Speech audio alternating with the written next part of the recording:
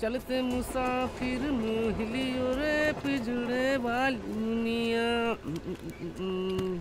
रगड़ खैले में भैया मजा ही कुछ हो रहा होना।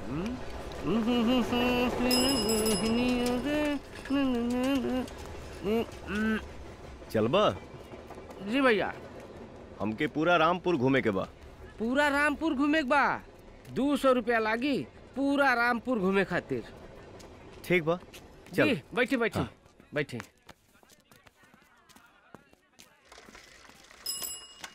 का भाई? कुछो ना, सोचा तानी कि घर चले के। अता छुट्टी लेके गांव चल जाएं। अपान खा लेता नहीं जरा। हाँ हाँ खा ला खा ला। कारे बिना पूछे आम का ठेला लगाता है, तुमको तो देख लेंगे। नमस्कार। नमस्कार नमस्कार। पान खिलाई? मगही पान खिलाई भाई। हाँ रामपाल जी बहुत उधार हो गइल बा, आज कुछ दे दी। अरे मिल जाई नु भगत नहीं। बहुत उधार हो गइल बा। हाँ ठीक बा ठीक बा।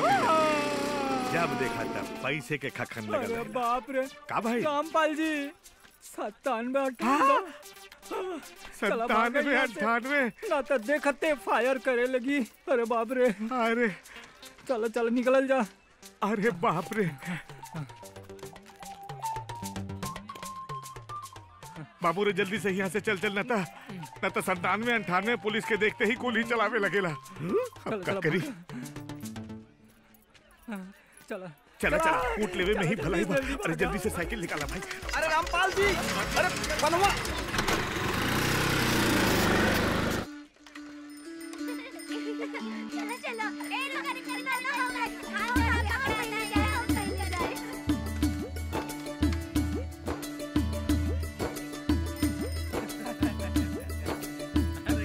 पता ना आज टिकट मिली कि ना। ये लोग से दुश्मनी कौन ली? रउआ लोग बोलत काहे ना बानी? 2 घंटा हो गइल बा, लाइन आगे नहीं के बढ़ा। आज भैया ये रामपुर के पूरा बाहुबली क्षेत्र है। का चला भागा। पीछे हटा पीछे हटा पीछे हटा। हम कहते नहीं पीछे हटे ना तब अच्छा ना होई। चला पीछे पीछे चला हटाओ एकरा के। देखो बड़ा पीछे हटा। ई का होता? भैया जी ये तो रोज का लफड़ा है। जब दलालन से खाली मिली तब ना आम लोगन के टिकट मिली। पकड़ा चश्मा, हम आवता नहीं। रहे दी भैया, का पे झंझट में पड़ा तानी। तू रुका ना थोड़ा।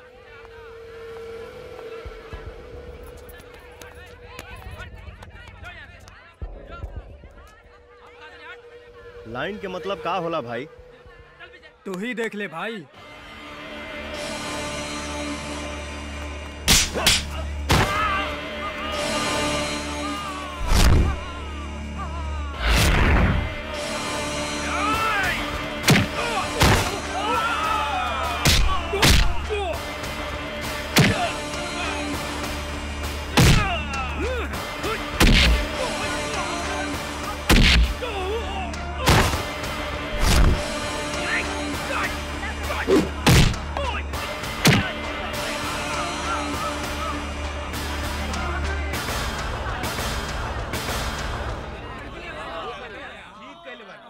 लाइन के मतलब?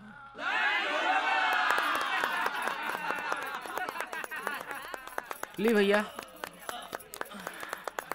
चला चलिए। हाँ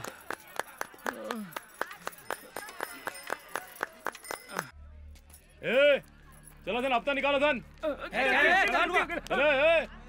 हाँ तोरा कहा था नहीं हफ्ता निकाल। क्या बोले रे? क्या बोले? चल हफ्ता निकाल। अरे बुढ़वा तोरा काले से समझाओ के पड़ी का?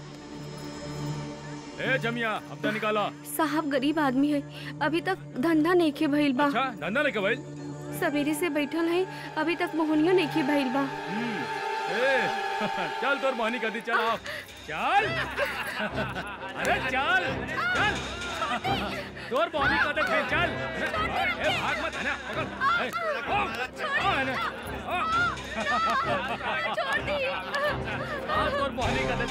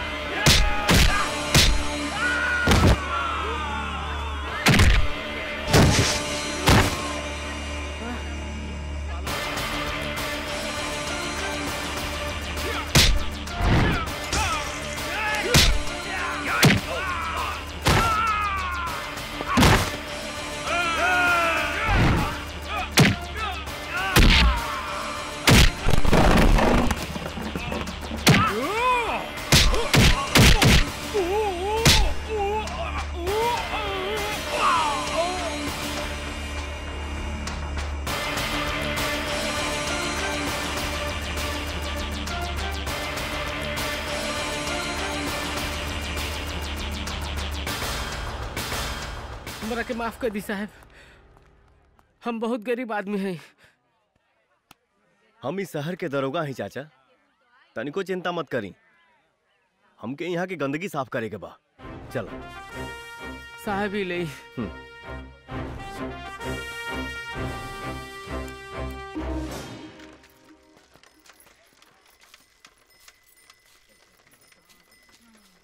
साहब ही शहर के गंदगी साफ ना हुई, ये पूरा शहर है गंदा बा।